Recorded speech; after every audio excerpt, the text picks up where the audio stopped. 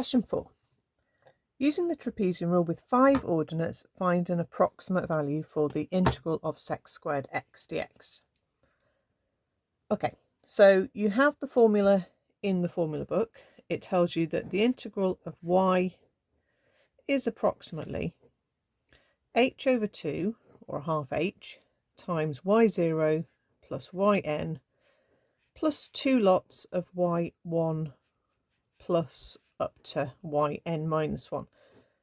So that sounds a little bit confusing, but it's not a particularly difficult rule to use, though this one isn't the easiest. It also tells you that the h is the b minus the a, the limits, divided by n. Now you need to know that the n is the number of trapezium strips, and when it says 5 ordinates, that means 5 x values. Now when you have strips of trapezium shapes, the first trapezium has 2 x values, the next trapezium, and you'd need 3 x values. So actually it's going to be 4 trapezium strips which correspond with 5 x values. So actually in this case n is 4. Okay, so don't muddle that up with the number of x values. The h in the formula is the b minus the a.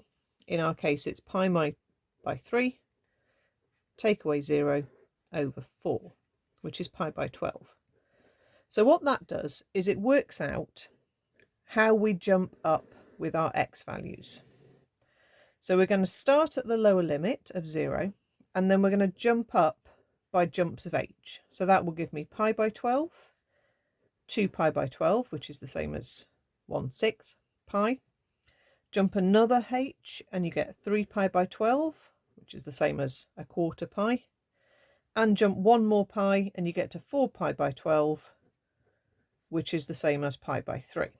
So you should land on your top limit if you have worked out your h value correctly. You could just look at your limits and say, okay, if I've got to get from 0 to pi by 3 in 4 jumps, what amount am I jumping up in? And just kind of work out halfway and then half of that, etc. But you can, as I've shown you, use the formula to do that. Now the y coordinate, y is this function that you're integrating. Okay, normally that's something that you have got no rule for integrating. You don't know how it integrates at all.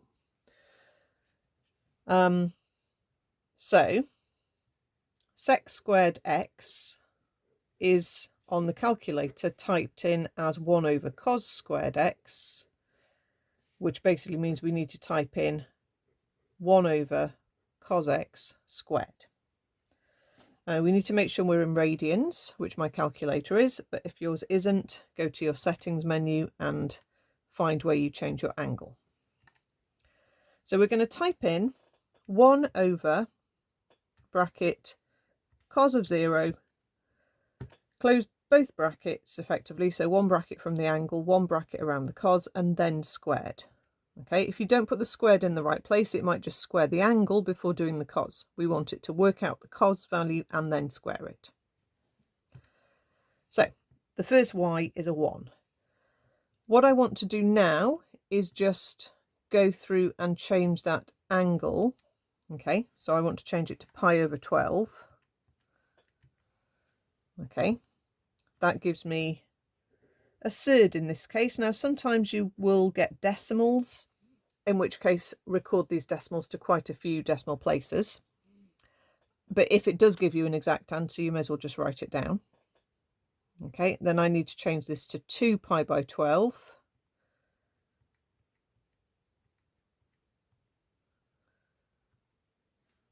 There we are. And that gives me 4/3. Then I need to change it to 3 pi by 12. It's a bit of a faff, this. Up. 3 pi by 12, which is a 2. And then 4 pi by 12, which is the same as pi by 3. I'll just use 4 pi by 12. Oops, try again.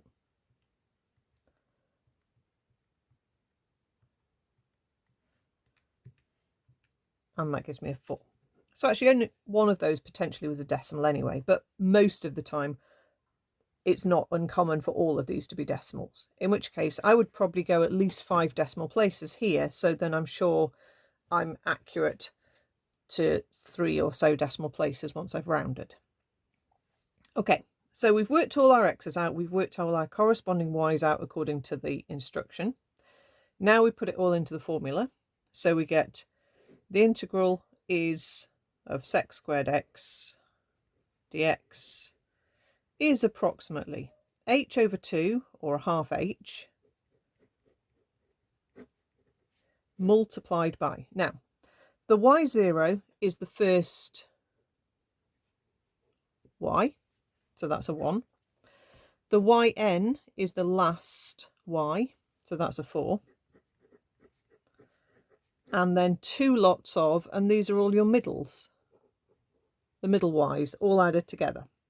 Okay, so you've got these numbers all going into the formulae. Close the bracket for the 2 times and then close the outer bracket. Okay, so let's work this out.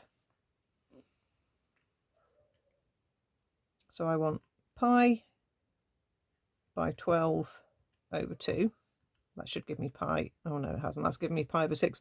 You do have to be careful how you type this in. It's probably best if I think about that as pi by 24, or a half times pi by 12. Because a fraction over a fraction on the calculator, you can't tell which way it's doing it, and it might not do it correctly. So I'll type it in as pi over 24, and then I know it's correct. Pi over 24 multiplied by, big bracket, 1 plus 4 plus 2 times, open bracket, 8 minus 4 root 3, add 4/3, add 2, close bracket, close bracket. Lovely. Okay. So it's approximately 1.807758, blah de blah. We need 3 decimal places, 1.808 to 3 dp. And we could check that we're about right by using the calculator's integration function.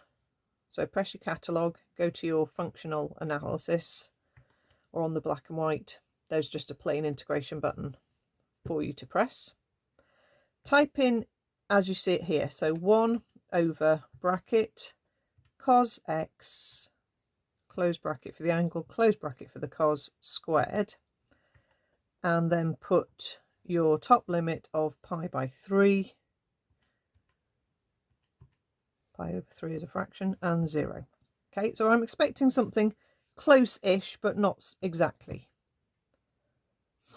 1.73. Okay, that's not too far off, so I'm not worried that I've done anything wrong. If you're way off, you can obviously go back and see if you've mistyped something, you've not calculated something correctly, you've just tried typing all this in again and see if it works.